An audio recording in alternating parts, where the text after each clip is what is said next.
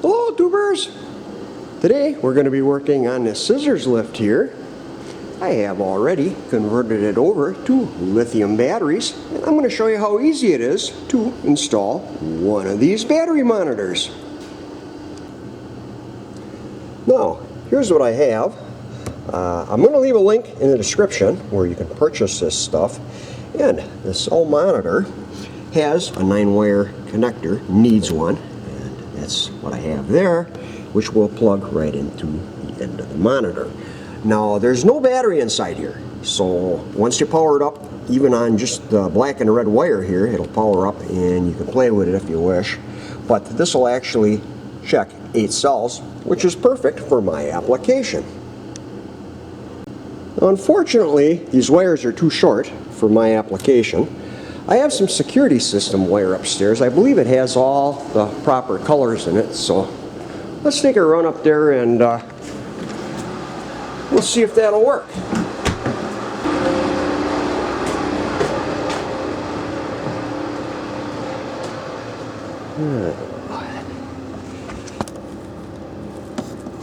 This should be what we're looking for, so let's get out of here.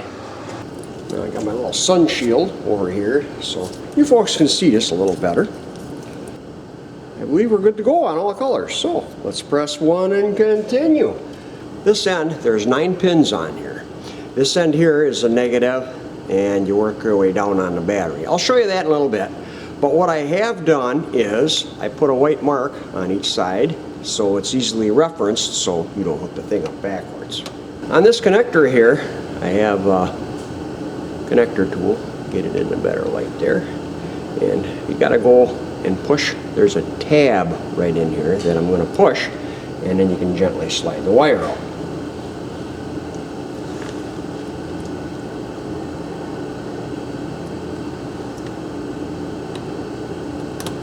Like that.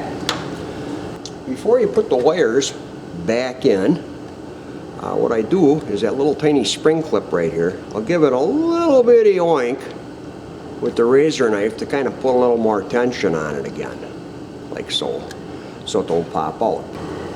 I'll see if I can cut this end off while you're watching. How good it'll turn out. Some pretty tedious stuff here. There, okay. So to make it a little easier, and we got that. There we go. We got the open end that I just tucked the wire in and then soldered on. So let's strip the wire back 1/16 of an inch or so.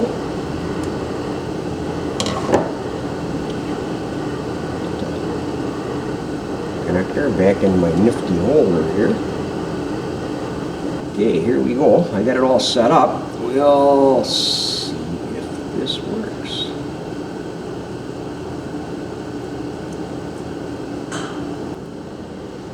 There, all the wires are back in the connector, and then you give each one a final tug to make sure that little thing stays locked in there. And you're good to go, ready for the install. You now have a nice lengthy chunk of wire on the connector. Now, for those of you who would like to lengthen the pre-existing wires off of this connector here, get yourself some 3/32 heat shrink and slide it over the wire. Then to join the wires together, what I always do is kind of twine the braiding like so. Strip it back, yeah, maybe a little more than 3/8 of an inch. And do a smooth connection. Tie the two together. Like so, and hope they stay. Put them in the clamp here. Finish up with putting your heat shrink over it, and you'll be all set. Here's one more neat little tip that I do, because I'm going to be using some of these scrimp-on connectors for when I attach the wires to the battery. Now what I like to do is I'll always strip the wire back twice as far as you'd need it in that connector. And twine your wire together. Fold that in half. Then it's more apt to stay in the connector a little better. So not a big deal, but maybe something some of you folks might find of interest. Here's one last neat little idea for if you don't have any of them connectors. Already there are times where I just take the wire, twine it up like so, form yourself a nice little hook on it to go around your bolt. Then put a light coat of solder on the wires so they stay together. Yeah, too much there. There we go. And then you can use that to attach to your bolt on your battery.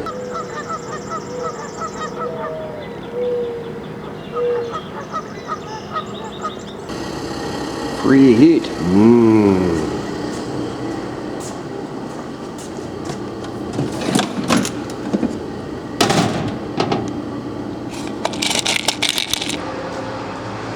What are these things? Anyway, we need some 1/4-inch wire loom, so let's get her out. Okay, tubers, I have everything all wired here, and I'll give you an explanation on how to in a moment. We're going to start up here though. I have your 1/4-inch loom where I got the connector running through. Then, cushion clip, what I like to do is mount the one end right off the bat. That way, whenever you cut all your other wires to length, that's not moving around. You'll have your correct orientation right off the bat for the wire length and make for a little tidier job when you're finished. Now on this battery monitor, we have 9 wires. And hopefully you can see the lettering on that. But I'll walk you through this. Now, you start on the ground end where you're taking the ground off for your machine. I have 3 batteries in parallel. We're not going to worry about that. That just adds the confusion. So, you start on the ground end for your device. There's the black wire that comes out of that battery monitor. So here's wire 1. Then you move down to your next cell. There's wire 2. Your next one, wire 3. And then 4. And 5, what I did was I took 5 off of the other side here. And we move on to wire 6, wire 7, 8, and 9. That completes your 9 wires. So you can see we're monitoring our 8 cells. And what I did, I labeled them for you so you can understand a little better. And if I stay out of the light, okay, the first one here would be cell 1, 2, 3, and 4. We move over here, and we have cell 5, 6, 7, and 8. So if you had to adjust them, you know exactly which ones you'd have to. Okay, we'll give you a tour of the monitor here. Right out of the box. Here's what you'll see for screens coming up. And the first screen. Now you can cycle through several of these. This one here is my favorite. Quick glance, you know what you have. And then it starts over. Now you can go in and program low voltage, high voltage, all that kind of nifty stuff for your cells if you need that for your particular application. Now, as you notice, the cells are equalized quite nice. I'll be getting into that more so on a future video. The battery on your voltage here, I'm not running quite 8 volts per battery. I'm set a little bit under that, and let me show you the charger that I'm using. Now what I have here is my deep cycle charger, 8 amp microprocessor controlled stage charger, real nice charger. Now there's 3 pots inside here, and to increase the voltage before it switches, That third pot in that I have that screwdriver sitting on would be the one you'd have to adjust clockwise to change your peak volt before it switches. And as far as I'm concerned, that's high enough for me. It'd be a little easier on the batteries, and they should stay a little more consistent for the voltage of all of them then too. Here's a look at the battery charger that I'm using for the Cushman. I did a modification on a circuit board on that one, so we'll get into that on another video. Other than that, I got the lift all set. I have the charger sitting inside now, and I made some covers up to help protect the battery terminal ends, and we're ready to go on this one. And seeing how we're on battery monitor systems, I'll show what I did here. Maybe some of you can grab some ideas for your thing. Anyway, these were parts trays, and I cut them down to narrow them up. And then the center wouldn't clear the terminals here, so I chucked them in the mill and nerfed out this rib in the center. Put them together with two-sided tape right here. Then to pivot them for opening, there's two-sided tape on these aluminum brackets that mount onto the threaded rod that went through here. But unfortunately, if you use a threaded rod out to here, you couldn't get it off. So what I did is I made this little biscuit up here, and then the 1/2-inch wrench fits right here to tighten it. So to get it off, you just take off this bolt here, and the nut on the other side, lift it up, and that way, and it's in your hand. Okay, let's have a peek at the battery monitors inside the cover. And what I have in here is some Velcro. It holds them in place in case you want to leave them in here. And this first one monitors 8 cells, which would be these first ones here. And then the last 6 cells are monitored by the second monitor right here. Then, when we're all done, just unplug your monitors, and you can stick the connectors up onto the Velcro here.